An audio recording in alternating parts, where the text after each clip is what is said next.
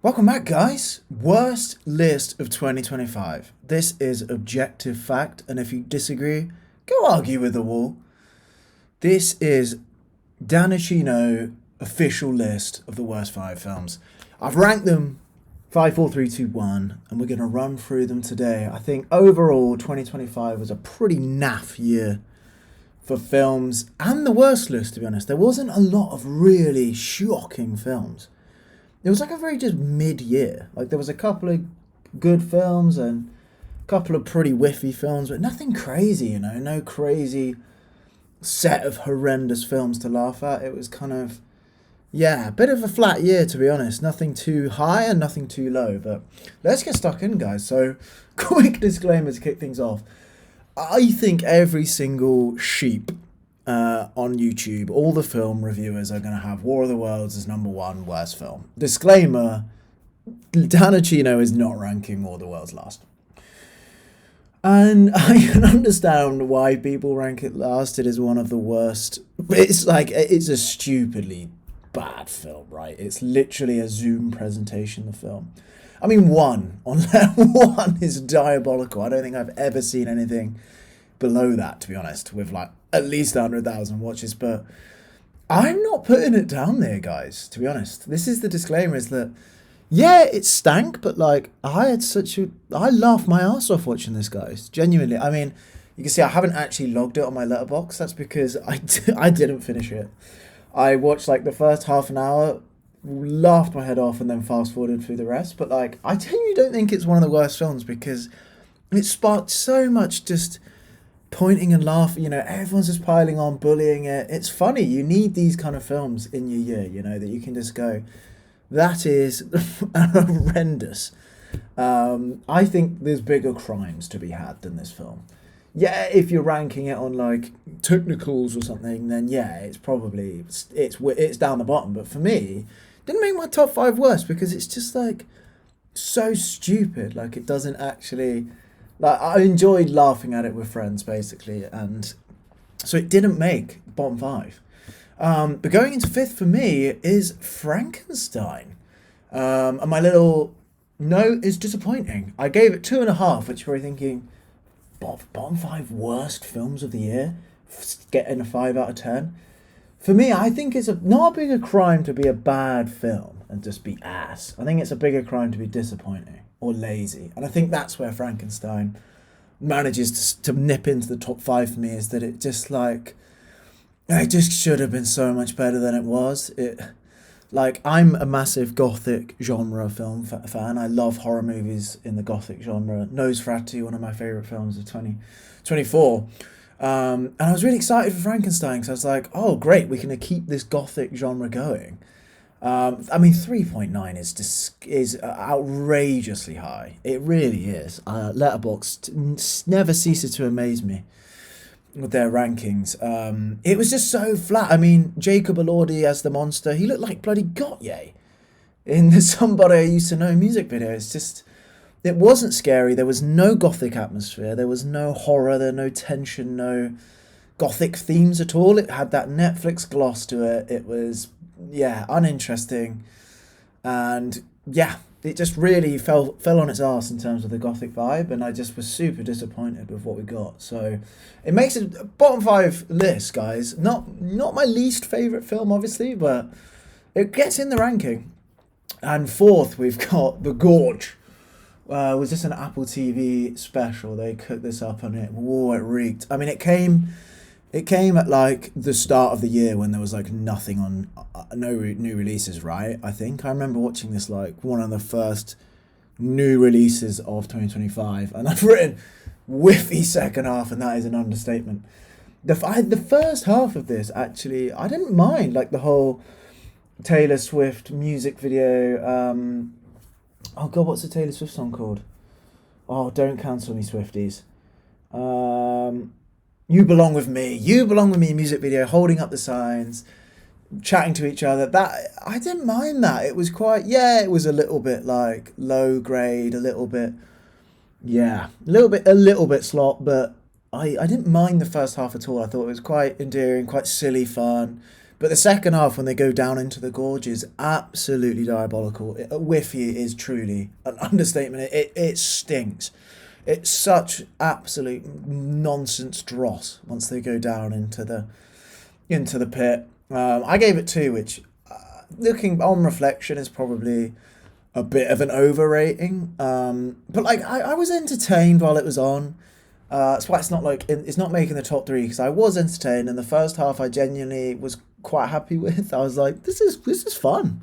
I'm enjoying this. But yeah, as soon as they went down into the gorge, it just, oh god, it was so awful from that point. That, yeah, that is what's earning it this 4th place.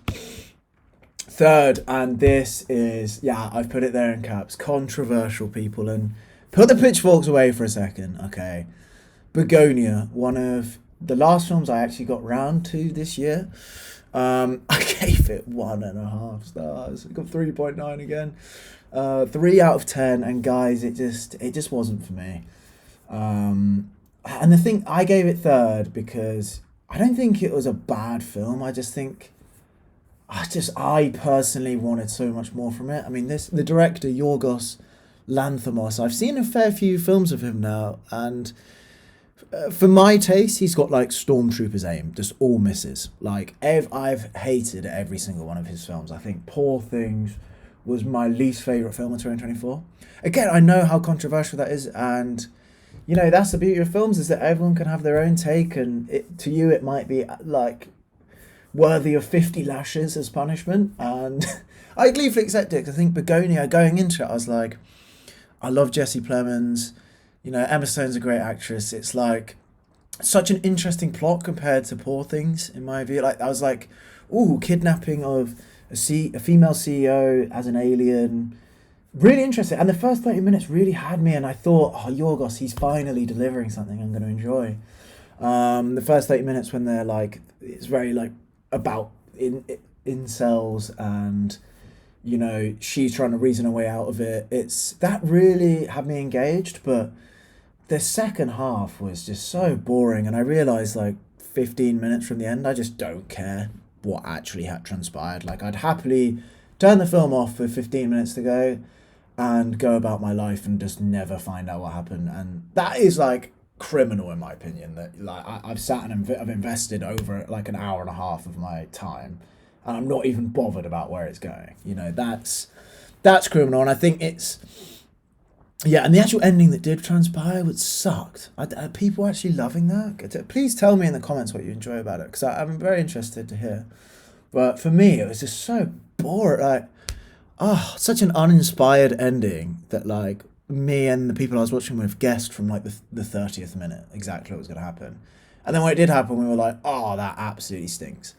But yeah, Yorgos, I mean, 3rd, I know it's harsh, but the direction was nice, cinematography was nice, but like it was just so disappointing to me, because I really thought I was going to enjoy it, and I really was looking to enjoy it. Like, I was trying so hard to give it a fair crack of the whip, and no, turns out Yorgos again. I just don't think we're going to see eye to eye personally, and that's just the way it goes sometimes. I'll watch whatever he puts out next, because you know the art's still interesting, even if I don't like it. But yeah, so I put it 3rd, and I know that is super controversial. That's not gonna go down well with the letterbox tryhards. I get 2 3.9 films being in the bottom 5, and people are like, Begonia worse than War of the Worlds. Well, I've said why. Feel free to disagree. 2nd place, Tinseltown, just missing out on the gold medal. Needlessly bad, 1 star. 2.1 is way too generous. This film really genuinely annoyed me. Not many films do, because you know when you're watching a film and you really hate it, but like in the back of your mind you're like, I can absolutely eviscerate this on Letterboxd later. I can go and I can just dish out a paragraph of pure fury on this film later and get my retribution for the time it's stole. Well, Tinseltown was just so bad for no reason, and I didn't even get that joy of being able to destroy it, because I just didn't want to. I wanted, yes, it's basically, I'm sure not many of any Americans, if you're watching, I'm sure you haven't come across this, but this is a a English film about, yeah, a Hollywood star comes and takes place in an English pantomime, which is a very Christmas traditional activity here in the UK. It's very slapstick, it's very sarcastic, it's very, you might know that he's behind you, but it's like, it's very ingrained in British culture, and it's really a funny idea for an American movie star to take place in a local pantomime. Is a great idea for a Christmas film. It really is. And I think the cast is really solid as well. And it was like, going into it, I was like, this is just an open goal for a Nativity 2. Like, Nativity 1 is one of my favourite Christmas films, probably my favourite Christmas film of all time. And I was like, oh, this is just an open goal. All they need to do is just like execute the plot they've set up. It's a really interesting premise. And throw in a few harmless jokes, and it's fun for all the family. But this was horrendous. The dialogue was excruciating. The accents were excruciating. Rebel Wilson's accent is absolutely atrocious. I don't know why she's even in the film doing an accent. Doesn't make sense. Kiefer Sutherland is so uninspired and wooden, and yeah, the performances are ass. The jokes are super bad. It literally is giving hello fellow kids, and yeah, the script is boring as fuck. It's honestly just so unnecessarily bad. Like, it actually makes me so angry because it's just such an easy win of a film. Like, I'm actually almost impressed at how badly this film went. I actually think I might even downgrade this to half a star because it's just the fury it has in me.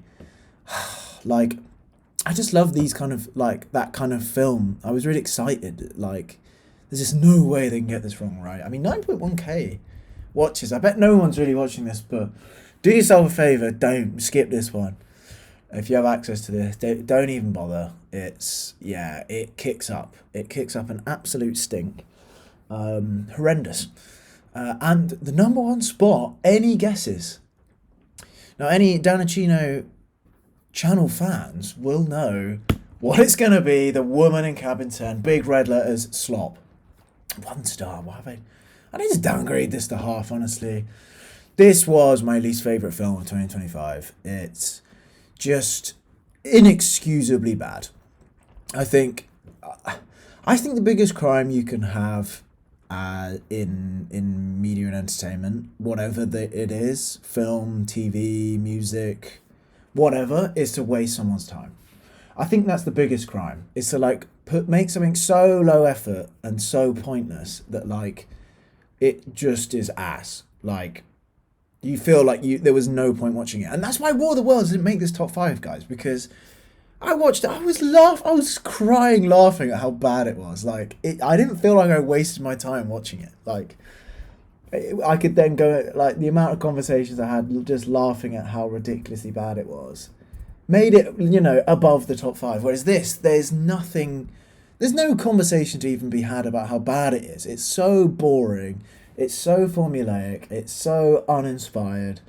It is literally AI, basically. Like, this is what I would imagine an AI, ChatGPT, to churn out, is this exact film. And I think that's why it's taken the top spot. If you want my more fleshed out views on this, go check out my long form review on it, Woman in Cabin 10.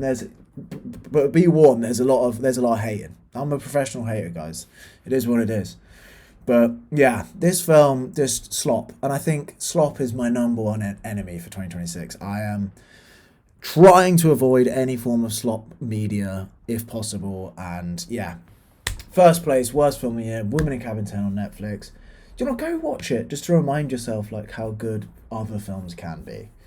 Yeah, just inexcusably boring, phoned in, just straight to streaming movie classic. But yeah, film ended and I felt like I wish I could go back in time and do anything else. Yeah, what was your guys' top 5 worst, or even just the worst film? Leave it in the comments and I'll catch you guys in the next one.